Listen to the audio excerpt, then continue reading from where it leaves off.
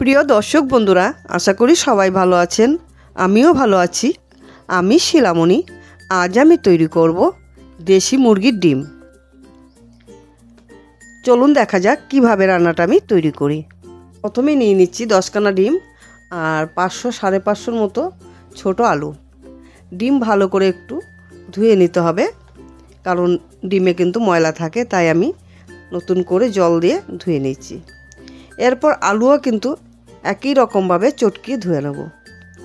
এরকমভাবে ধুয়ে রান্নাটা অবশ্যই করবেন।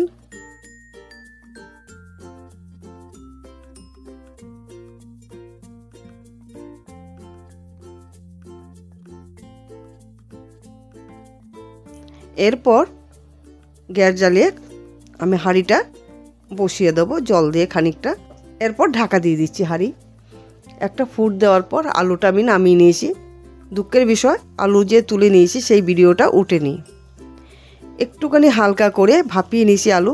এরপর খোসাগুলো ছাড়িয়ে নিয়েছি। খোসা ছাড়িয়ে একটা কাঁটা চামচের সাহায্যে এরকমভাবে ফুটো ফুটো করে নেব।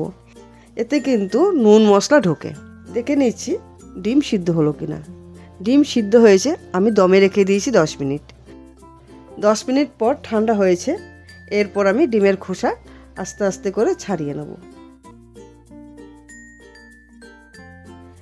এরপর একটা ছুরির সাহায্যে এরকমভাবে ডিমটা কেটে কেটে নেব, তাতে কিন্তু নুন ঝাল ঢুকবে। একই রকম সম্পূর্ণ ডিম আমি ছাড়িয়ে নিয়েছি। এরপর নিয়ে নিচ্ছি গুঁড়ো হলুদ আর লাল লঙ্কার গুঁড়ো আর সামান্য নুন। নুন দিয়ে ভালো করে ডিম আর হলুদ লঙ্কার সঙ্গে মিশিয়ে নিচ্ছি। ঠিক এরকমভাবে মেখে নেব।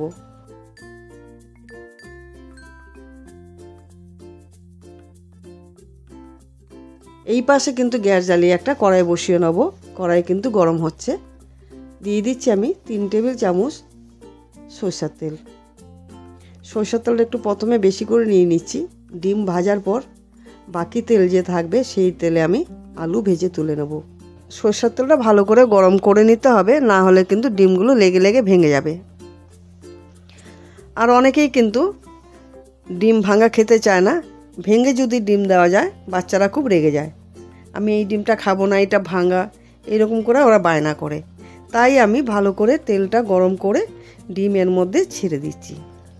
ডিম ভালো করে কিন্তু নাড়াচাড়া দিয়ে লাল লাল করে ভেজে নিতে হবে। আঁচটা কম দিয়ে ডিম আমি ভেজে নিচ্ছি।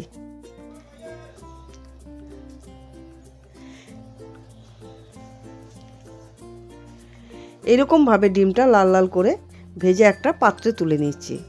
আর কড়াইতে যতটুক তেল আছে ওই তেলে কিন্তু আলু ভেজে নেব।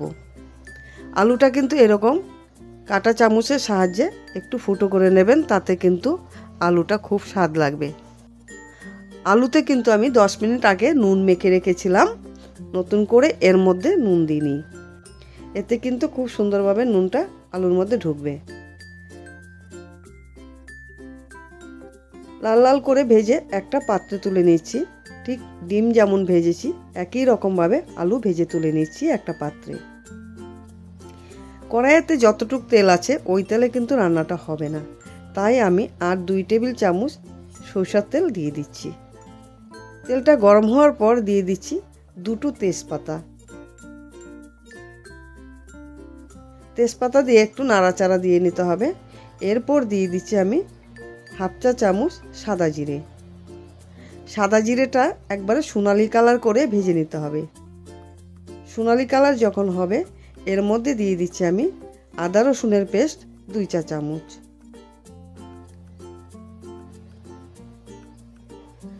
আদা রসুনের পেস্ট দিয়ে সামান্য একটু নুন দিয়ে দিচ্ছি যাতে না ছিটকায়।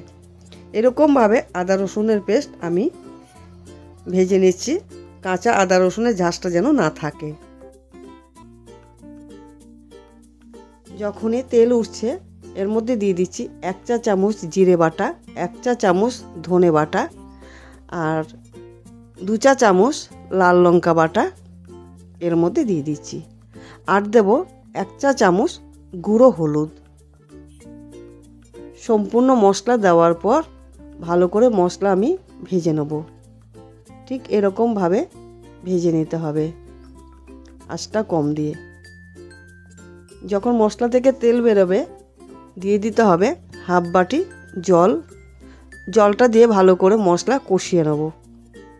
সুন্দরভাবে যখন কষাবো তেল উঠবে, এরপর দিয়ে দিচ্ছি আমি হাফ ক্যাপসিকাম আর দিয়ে দেবো 2টো কাঁচা লঙ্কা চিরা। ঝাল নুন আপনাদের স্বাদ অনুযায়ী দেবেন।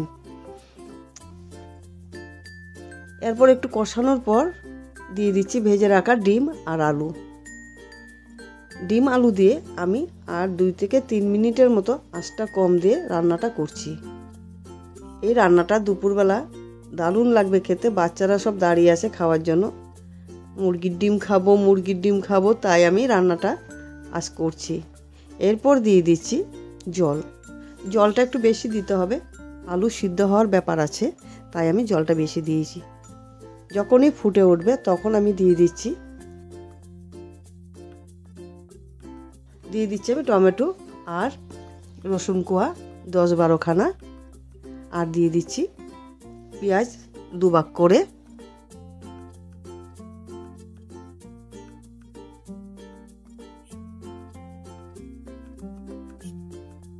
4 খানা পেঁয়াজ 2 ভাগ করে 8 টুকরো পেঁয়াজের টুকরো এর মধ্যে দিয়ে দিচ্ছি।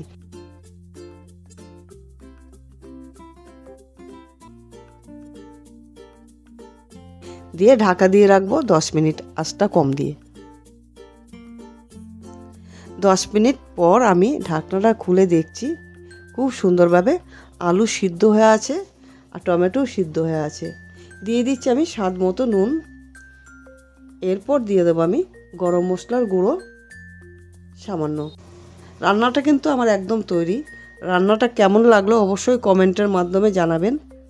আর আমার চ্যানেলটিকে অবশ্যই সাবস্ক্রাইব, লাইক, শেয়ার করতে ভুলবেন না। আমি আবার নতুন রান্না নিয়ে আপনাদের সামনে হাজির হয়ে যাব। ভালো থাকবেন, সুস্থ থাকবেন। ধন্যবাদ।